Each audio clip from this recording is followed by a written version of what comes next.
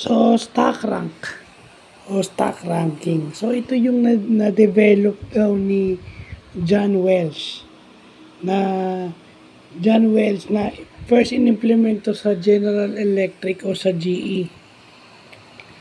Ito ay ranking system based on relative importance. Halimbawa, top 20% top performers, middle 70% satisfactory, then bottom 10 needs improvement. So, napaka-subjective nun. Pero kung ikaw yung nasa bottom 10 at ikaw yung nasa middle 70 o dun sa satisfactory, at kung maganda yung benefit dun sa top 20, anong gagawin mo pag ikaw ay desperado na? Okay? So, ako hindi ko inaano, but maganda yung objective nitong stock rank. Pero kung ang tao is nasasaktan at pakiramdam niya wala siyang asenso sa buhay, financially hindi siya nagiging stable, so anong gagawin niya?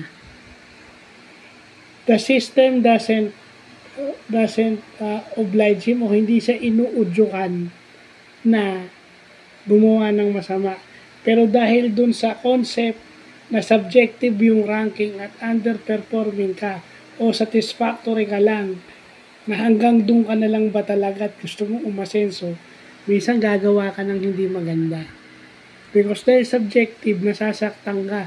At dahil nasasaktan ka, may sitwasyon ka pa sa bahay na marami kang binubuhay. Ikaw yung breadwinner. So, anong tendency? Di ba? Hindi ka inuudyokan, pero dahil pag in desperation mode ka na, at ikaw may objective talaga, may pangarap ka, yun ang mag-uudyok sa yung gumawa ng masama. Sometimes, hindi ka ini-induce ng system. It's the way the system and how you perceive the system that makes you do things in a wrong way or maging corrupt.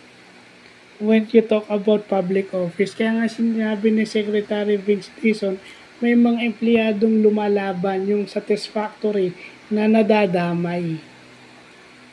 So wala na tayong iniisip kung tayo ay makadamay ng ibang tao, basta iniisip lang natin yung atin. Yun ang masakit doon. So maganda tong stock rank, pero sa tingin ko, pag ito yung ginagamit daw kasi ito ng ng Facebook o ng Meta, ranking their employees. So, syempre, motivate kang mag-work, pero sometimes prone ka kapag desperado ka ng gumawa ng hindi tama. So, yun lang po.